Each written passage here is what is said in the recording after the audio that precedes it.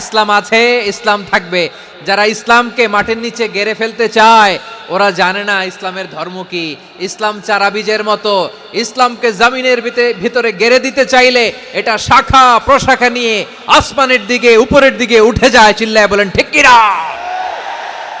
এজন্য আল্লাহর হাবিব বলেন 6টি মৌলিক কর্মসূচির সারমর্ম হলো ইসলাম। হাদিসে জিবরিলে সাইয়েদনা জিবরিল আলাইহিস সালাম বিশ্বনবীকে বললেন, ও নবী আপনি বলেন তো ইসলাম কি? ইয়া মুহাম্মদ আখবিরনি আনিল ইসলাম, ইসলাম কারে বলে আপনি বলেন। আল্লাহর হাবিব বললেন 6টি মৌলিক কর্মসূচির সারমর্ম হলো ইসলাম। এক হলো তুমি সাক্ষী দিবা আল্লাহ ছাড়া কোনো ইলাহ নাই, মুহাম্মদ ছাড়া রাসূল নাই, তিনি আমাদের রাসূল। সালাত কায়েম করবা, যাকাত আদায় করবা, সামর্থ্য থাকলে আল্লাহর ঘরে হজ করতে যাবা।